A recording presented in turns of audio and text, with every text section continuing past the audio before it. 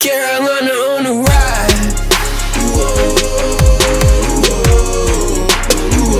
Carolina on the rise. What's going on, Panther Nation? Bill Mack here with another edition of the Panther Prowl. Glad you folks could join me for another video we are now entering week 12 of the 2017 football season as our beloved Panthers go on the road after the bye week that we had last week to go to MetLife Stadium and take on the New York Jets. This is, of course, a game that we're going against one of our former players, Connie Ely, who's looking forward to be after he was traded to the Patriots. In the offseason, he didn't stay with the Patriots long, so then he's settling right in with New York. So he's kind of looking forward to the clash, and hey, so am I. I'm looking forward to the game as we both teams came off the bye week this week, so it'll be interesting to see what happened, and we'll get right into this. We'll get right into the information about the game and get Panther Nation updated on it. So the Panthers, as it stands now, are 7-3 overall. They are 4-1 away, which shows us they're really good on the road. Road doesn't affect them. They're taking on the New York Jets at 4-6, and they are 3-2 at home. So ESPN is projecting them at a 68.7% of winning, so almost 70%. Like I said, both teams have come off their byes to work, injuries to heal up. It's always good to have that bye week if you have it, so that you're able to, try to get an extra week of rest, some extra practice in those that may be hurt, or an extra week to be able to, recuperate, to heal up a little bit more. Up until now, the bye week, here's a total for Carolina's offensive leaders.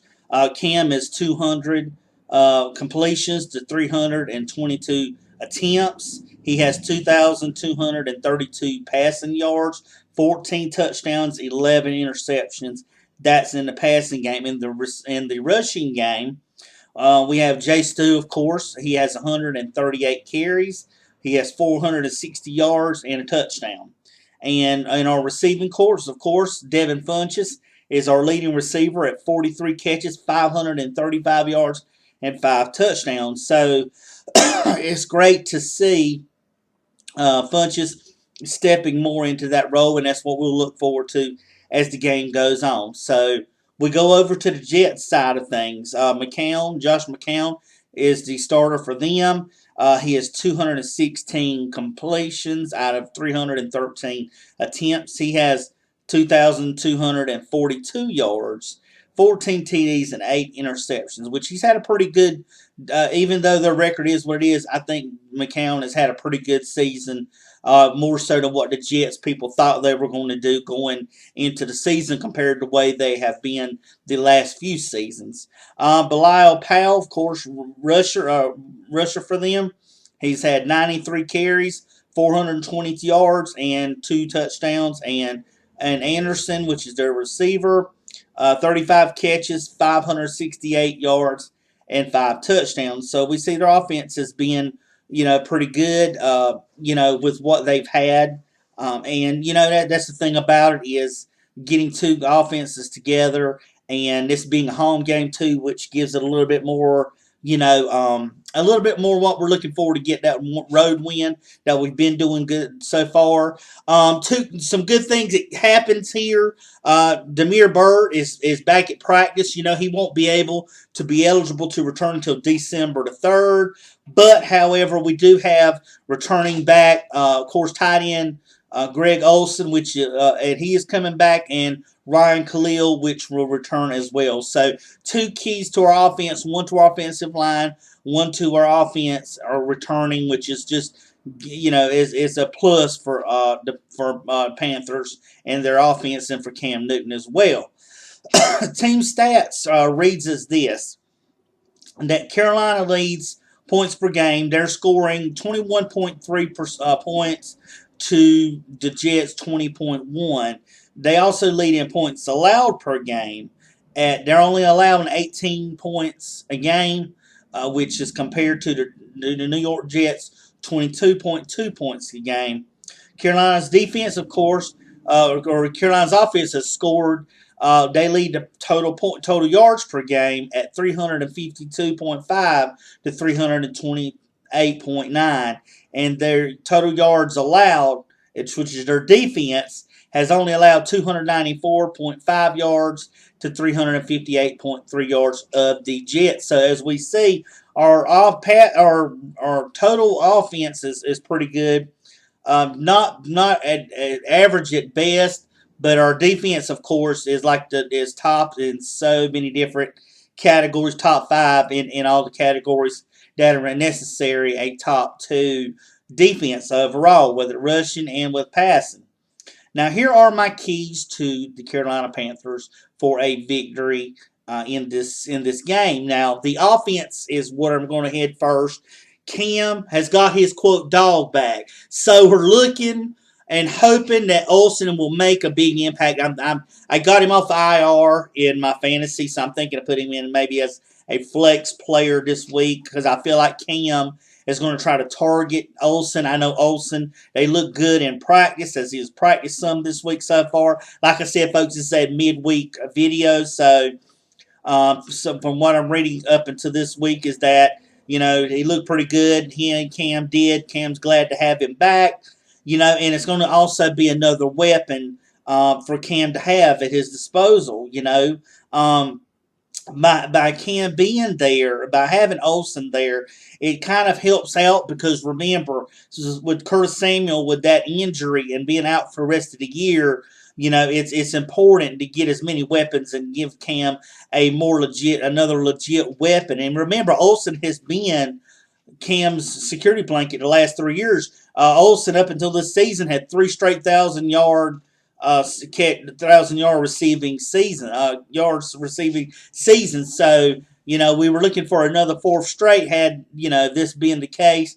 But with the injury to Olsen in week 2, that definitely is out of the question. But still, doesn't mean that with these last few games that Carolina has, and these last 6 games, that Olsen can put up some really good numbers and Cam can rely and have another weapon that he's able to work at. By also the addition too with Ryan Khalil, that is, he coming back will anchor that offensive line. We've tried, and Larson has done good being a center. Last week or the week before when the Panthers played the Dolphins, Matt Khalil, which is Ryan's brother over on the left side, actually had a pretty good game. Now remember, he hasn't been constant over on that left side. He's gave up the most sacks at that position in the NFL. So if he can continue on and having Ryan back there to anchor down that O-line, which has been solid the past week or two, this should be a plus for us. So by having both Olsen back in the offense with Cam, having Ryan Khalil back with that offensive line should shore that up and make it stronger with him coming back because we know he is the captain of that offensive line. Wide receivers, you've got to continue doing what you're doing to open up the field. You traded away Benjamin and Cam. You did good with your passing, what you did the last time, your short passing game. You want to open up the field, then you've got to go downfield. With Demir Bird on his way back, another couple weeks, and he'll be ready to be back on the field. He's speedy. That's where the speed also comes in as well. So McCaffrey's going to get a little more to load, and Shepard's got to just catch the ball. Catch the ball, Shepard. If you get involved in it, you got Olsen coming back, so the ball can be evenly distributed around. Cam has got too many weapons not for that passing game to flourish off. And also, too, when I was mentioning about that O-line being stronger, that's not only going to help with the as far as the offensive line and protecting Cam, that's going to cause a push also for that O-line to open up some more spots and keep that running game. The last couple games, the Panthers have averaged over 200 yards. Last game against the Dolphins, they went 294 yards rushing. Even though Cam was that leading rusher, not the leading rusher, but he's usually the leading rusher for the year. Jace too had 110 rushing yards. We want to see that be a consistent. As long that's what the Panthers are known for, is being that ground and pound team. And by having that offensive line back in full force with Turner back and all these other guys, and with Khalil coming back, this should shore that up. They should be able to create some spots and some holes for McCaffrey, for Cap, or for Jay Stu to be able to go through in there and let Cam keep doing his thing with the design runs that he's been getting, because that's what's been helping Carolina as well. And that's just Cam being Cam, and that's what we said would happen. The rushing game needs to continue, like I said, to be the driving force to allow the passing game to free up. So, like I said, they can continue going between. Now, here's one thing that is also going to be helpful too. New York Jets are a penalty magnet. They've got the second most overall penalties.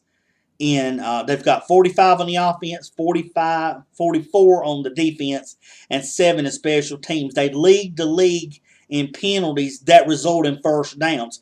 That relies on offense and defense. So we can see that Cam can use that to his advantage. And we've got to rely on to cause the Jets to create penalties to help the Panthers. We don't need Cam or any kind of turnovers or any kind of interceptions or anything of that magnitude, fumbles. We don't need those to contribute to along the play. The worst thing about losing and getting beat is not by the other team beating you. It's your team beating itself. That's the worst thing you can do, is beat your own self. And when you do that by creating penalties, by creating turnovers and things, and then giving that other team good field position, scoring opportunities, that's what we try to avoid. So by this happening, we got to use this advantage with the penalties and stuff for the Jets, because we see that they've got to try to work, and I imagine they've tried to work on that, but they're one of their most penalized teams. Use that to your advantage. You've got Funches now as your tall running back, your tall wide receiver, and try to get them some passes up there. Let them make plays, let it happen. Because they've got to be careful. They're one of the most penalized teams. The New York Jets are. So we now turn to the defense, and I won't say a whole lot to the defense because of the fact our defense is what's been carrying us. Cam said the other day, he said, we've got to score points for our defense. He knows that they've got to put points on the board. They've got to get touchdowns, because you don't want to rely heavily on your defense if your offense isn't scoring anything. Just ask the Baltimore Ravens that. They'll tell you that. But here's keys to the defense.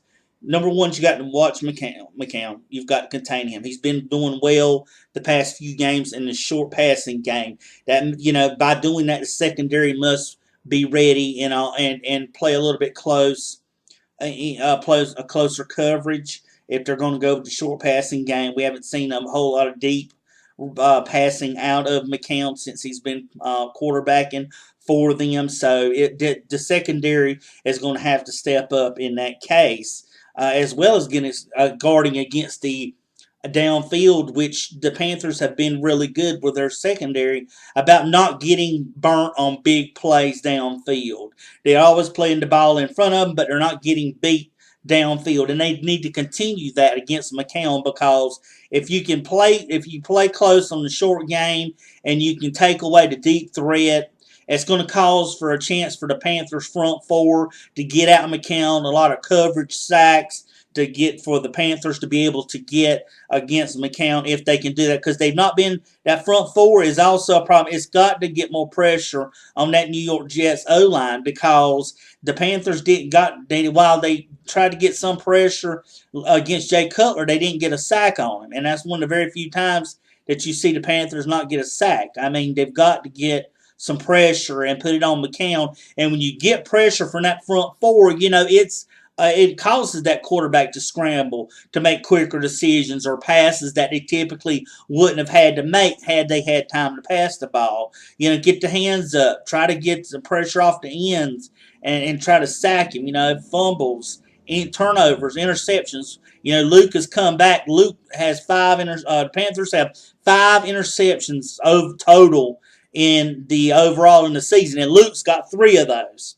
So, Luke's got back-to-back interceptions and back-to-back games. So it's good that he'll stay. He's always going to be around the ball, and you've got to have that front four. They've really got to push and get a strong push against that New York Jets O line. Also, like I said, they're one of the most penalized teams. So by creating a strong pass rush or playing tight coverage can lead to those penalties and on the Jets. But like I said, it's not just one side. They're balanced out. You've got the offense and the defense have about the same amount of penalties in this. So by playing a strong pass rush, there's where you potential for holding penalties. You got potential for interceptions, like I said, forced fumbles. It could be it could be pass interference plays. So many different things when you play that kind of coverage on a team that is known for being the most penalized team in the NFL. So those are the things, Panther Nation, we can hope forward to. I'm looking to see how Greg Olsen and how many snaps he's going to be able to play. How else Cam's going to try to get in the ball, which I imagine Cam's going to try to do that. Let's continue seeing Cam spread the ball around and the O-line to protect Cam, also to create and open up some lanes for our running backs to get their play. So I'm just looking for another great game. The Panthers are a 4.5 point favorite opening up for this week. So we'll just look forward to seeing that. Now, like I said, it's week 12, and I hope you folks enjoy the video. It'd probably be a late. Every other videos I do with a review is a late video because usually I'm at work. But I will get my review video out to you folks as soon as I can. Panther Nation, if you like this video, give me a thumbs up and subscribe to my channel if you have. If you have any comments to make, drop them in the box. I will make sure that you get that I reply back to you. Thanks for all the support. Thank you for my subscribers that I have and that watch my videos, and those that view these videos. I really do appreciate it. It means a lot to me. So until after the game, this is Bill Mack with Panther Prowl saying, keep pounding. Yeah.